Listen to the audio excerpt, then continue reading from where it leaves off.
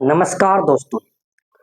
तेज institute के 17 व्याख्यान श्रृंखला में आप सभी का स्वागत है। हम सभी जानते हैं कि तेज इंस्टीट्यूट निरंतर राम की शक्ति पूजा पर 16 व्याख्यान बना चुके हैं। व्याख्यान श्रृंखला का यह 17वां व्याख्यान है। व्याख्यान श्रृंखला का यह 17वां व्याख्यान श्रृंखला है। इस व्याख्यान श्रृंखला में हम मूलतः राम की शक्ति पूजा की मौलिक कल्पना पर हिंदी आलोचना में जो बहस है उस बहस पर चर्चा करेंगे और उस बहस से संघर्ष करते हुए अपनी मूल स्थापना देने की कोशिश करेंगे। तो चलिए शुरू करते हैं राम की शक्ति पूजा, जिसमें जाम्बवान कहते हैं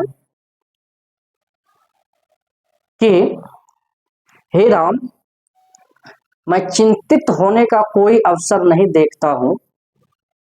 एक मिनट। जाम्बवान कहते हैं, रघुवर, विचलित होने का नहीं देखता मैं कारण। हे पुरुष सिंह, तुम भी यह शक्ति करो धारण। आराधना का दृढ़ आराधना से दो उत्तर। तुम वरो विजय संयत प्राणों से प्राणों पर। रावण अशुद्ध होकर भी यदि कर सका त्रस्त, तो निश्चय तुम हो सिद्ध करोगे उसे ध्वस्त। शक्ति की करो मौलिक कल्पना, करो पूजन, छोड़ दो समर, जब तक न सिद्धि हो रघुनंदन। तब तक लक्ष्मण है महावाहिनी के नायक। मध्य भाग में अंगद, दक्षिण श्वेत सहायक। मैं भल्य सैन्य है वाम पार्श्व में हनुमान। नल, नील और छोटे कपिगण उनके प्रधान। सुग्रीव विभीषण अन्य कपिगण, सुग्रीव विभीषण अन्य युद्धपति यथा समय। आएंगे रक्षा हेतु जहां भी होगा भय। अब हम लोग इस मौलिक कल्पना पर विचार करते हैं। राम की शक्ति पूजा में जाम्बवान के द्वारा राम को यह संदेश देते हुए दिखाया गया है कि मौलिक कल्पना करनी चाहिए। राम की शक्ति पूजा में मौलिक कल्पना की बात की गई है। क्या इस मौलिक कल्पना पर रुक करके विचार करने की जरूरत है, सोचने समझने की जरूरत है। क्या सच में यह मौलिक कल्पना है?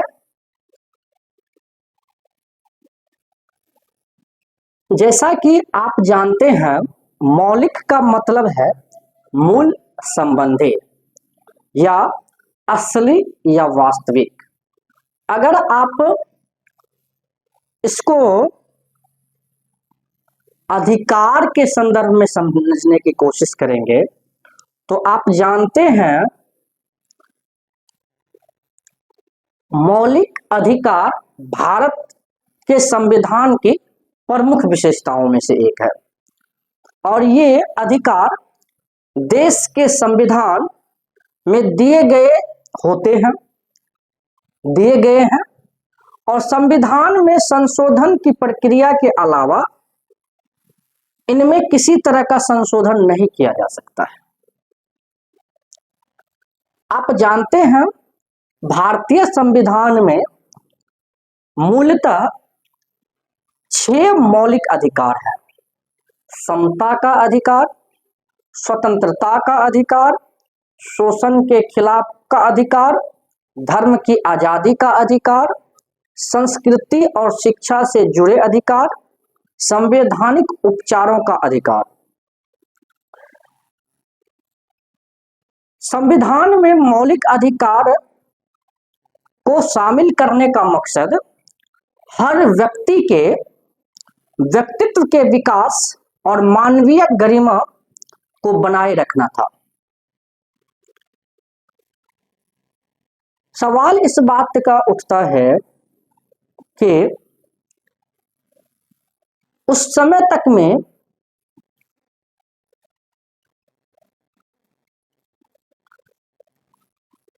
जिस समय यह कविता लिखी गई थी, उस समय भारत के संविधान लागू नहीं हुए थे। तो एक बात तो स्पष्ट यहाँ पर कही जा सकती है कि भारतीय संविधान में जो मौलिक अधिकार से जुड़े हुए तथ्य हैं, उनके आधार पर इस कविता की व्याख्या नहीं की जा सकती है, पहली बात। दूसरी बात, यह कहा जा सकता है कि विश्व पटल पर कई क्रांतियां हो चुकी थी। एक क्रांति बोल्शेविक की क्रांति और रूस की क्रांति, और रूस की क्रांति ने समता, स्वतंत्रता और बंधुत्व का नारा बुलंद कर दिया था। एक मिनट, रूसी क्रांति ने हम भारतीयों को या पूरे विश्व को, जो 1917 ईस्वी में हुई थी, वह क्रांति ने पूरे विश्व को स्वतंत्रता, समानता और बंधुत्व का एक बड़ा नारा दिया था, मूल मंत्र दिया था। और इस परिप्रेक्ष्य में अगर इस कविता की व्याख्या किया जाए तो हम जानते हैं कि भारत में समानता का जो परिप्रेक्ष्य है वह अधूरी है, आज भी है और उस समय में भी थी। दूसरी बात, स्वतंत्रता भारत को नहीं मिली थी। तीसरी बात, बंधुत्व वाली स्थिति भी दयनीय थी। हाँ, लेकिन बंधुत्व का एकत्रित रूप देखने को मिलता था, क्योंकि भारत को एकजुट करने की सभी की कोशिश थी। एक बात तो यह, तो इस संदर्भ में यह कहा जा सकता है कि इस मौलिक कल्पना पर सोचने की जरूरत है। क्या यह मौलिक कल्पना स्वतंत्रता, समानता और बंधुत्व से जुड़ी हुई है? पहली बात।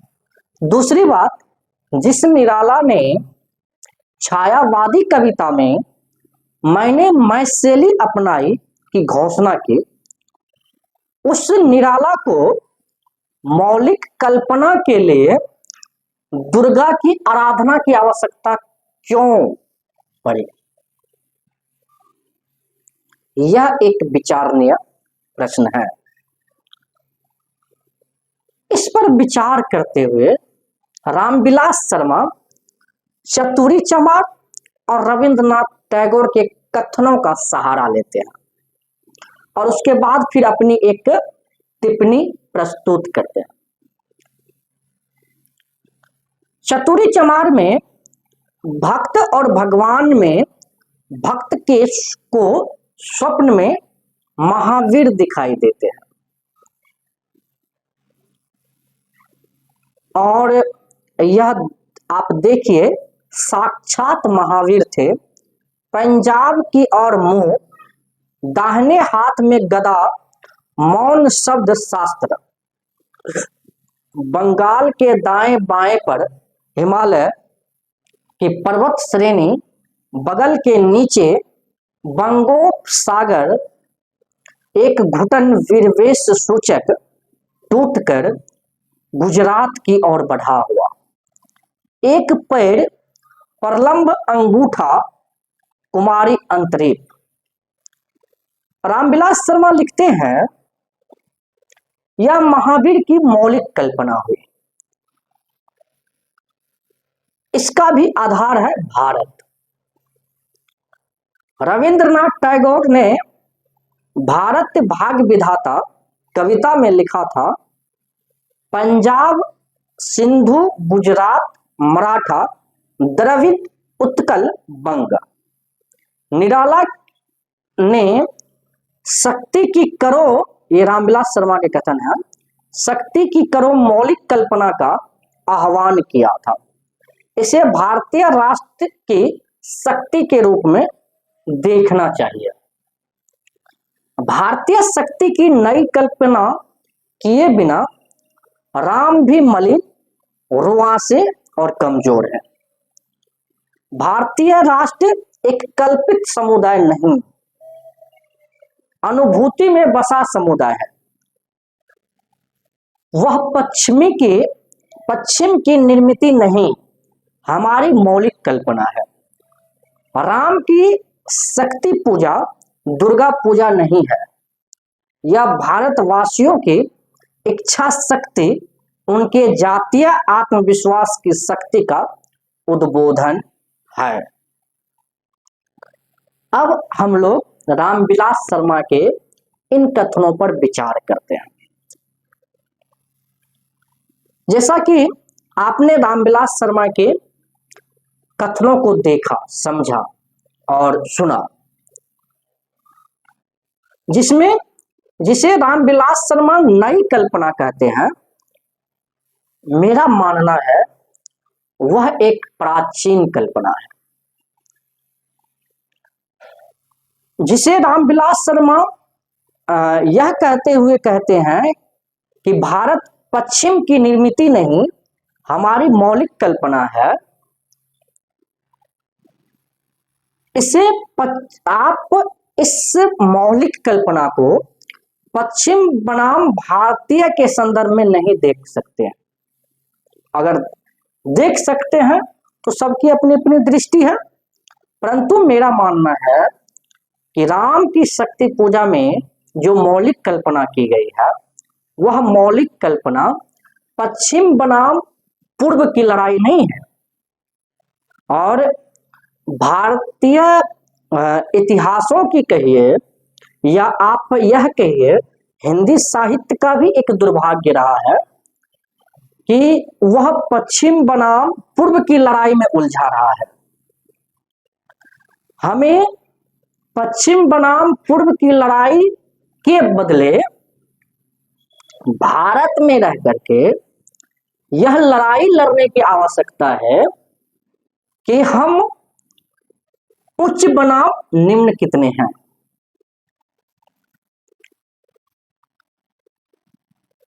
हमें निराला संबंधी आलोचना और राम की शक्ति पूजा पढ़ते वक्त सतर्क रहने की आवश्यकता है। यह भारतवासियों की इच्छा शक्ति नहीं है, क्योंकि हम सभी जानते हैं दुर्गा की पूजा करके कोई इतनी बड़ी ताकत नहीं हासिल कर सकता है कि वह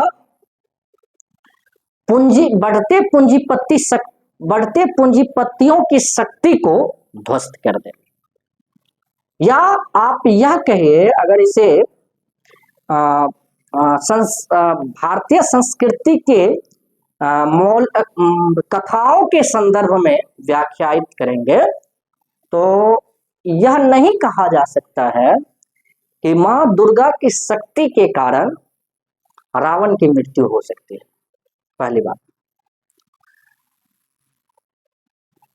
यह सच है कि भारत गुलाम था, भारतीय समाज पर पश्चिमी संस्कृति हावी थी, यह सच है।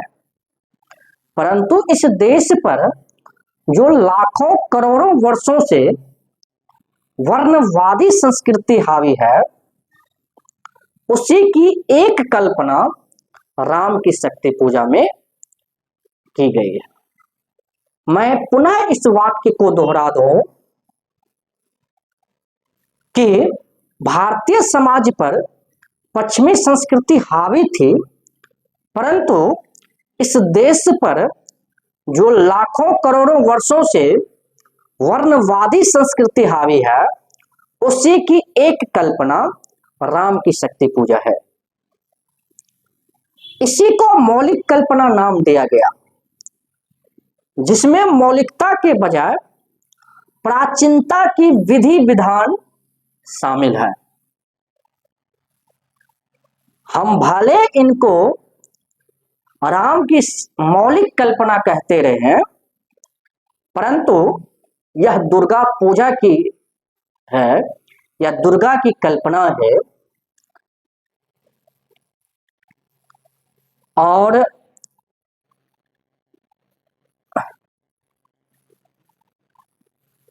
यह दुर्गा पूजा है जिससे राम को शक्ति मिल सकता है, परंतु भारत माता के करोड़ों बेजुबान को नहीं। ये बात मैं फिर दोहरा दूं, यह दुर्गा पूजा ही है जिससे राम को शक्ति मिल सकता है, परंतु भारत के करोड़ों बेजुबान को नहीं। इससे इससे भारतीय को गरीबी, भूखमरी और जिल्लत भरी जिंदगी के अलावा कुछ भी हासिल नहीं हो सकती। या संविधान के स्वीकृति के बाद 25 नवंबर 1949 को अंबेडकर ने ऐतिहासिक भाषण दिया था। उन्होंने कहा था 26 जनवरी 1950 को हम अंतर विरोधों के जीवन में प्रवेश करने जा रहे हैं। राजनीति में हम समानता प्राप्त करेंगे, पर सामाजिक और आर्थिक जीवन में असमानता बनी रहेगी।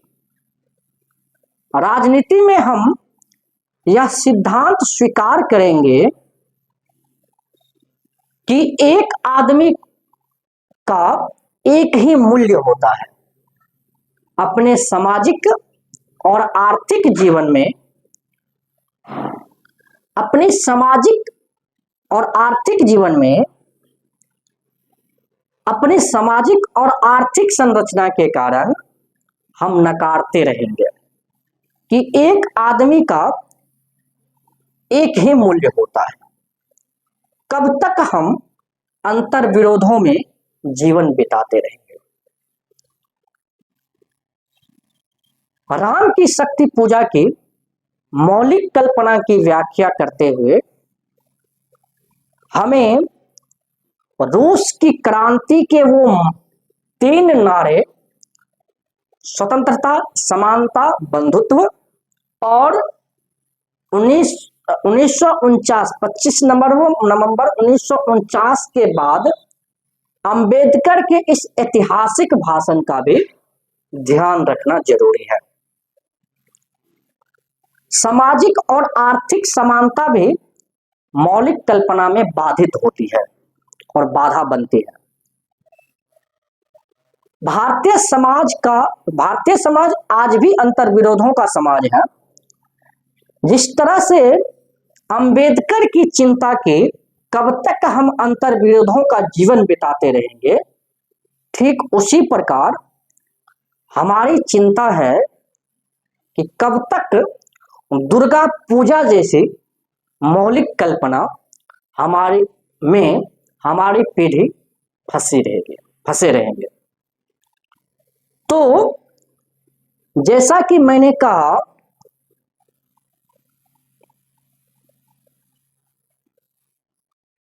कि यह जो निराला में मौलिक कल्पना की बात की गई है, इस मौलिक कल्पना से हमारी असहमति है। मैं स्पष्ट रूप से कह देता हूं कि यह मौलिक कल्पना नहीं है, यह प्राचीन विधि विधान है।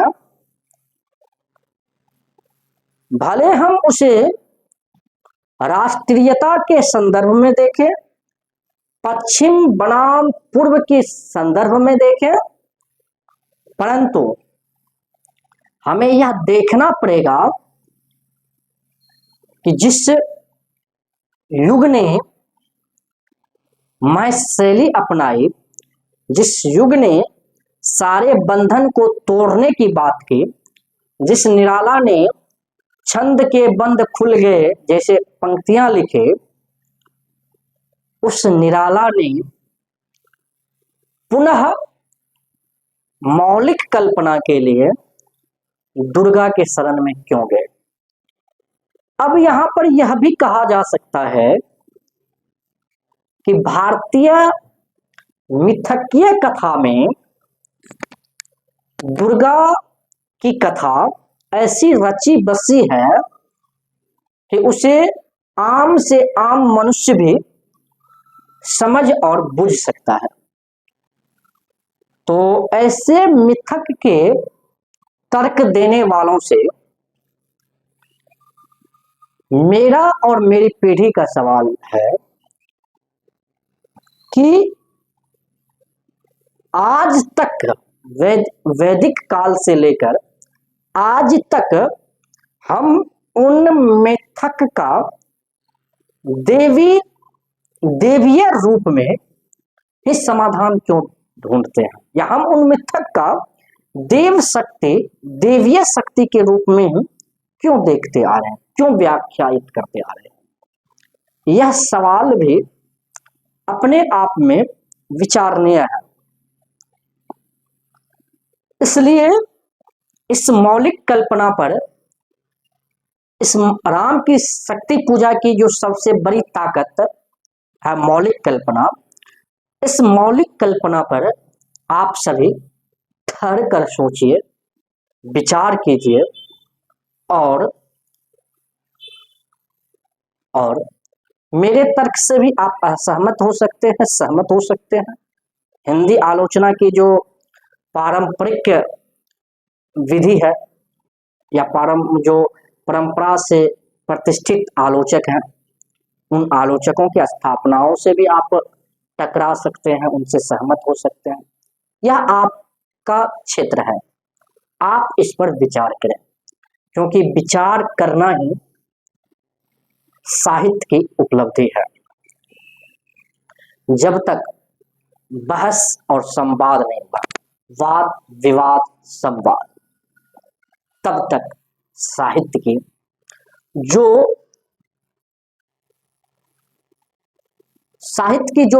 प्रवाहित धारा है उसका स्वतंत्र रूप से निर्वहन नहीं होगा। तो धन्यवाद, नमस्कार। आप सभी ने हमें सुना।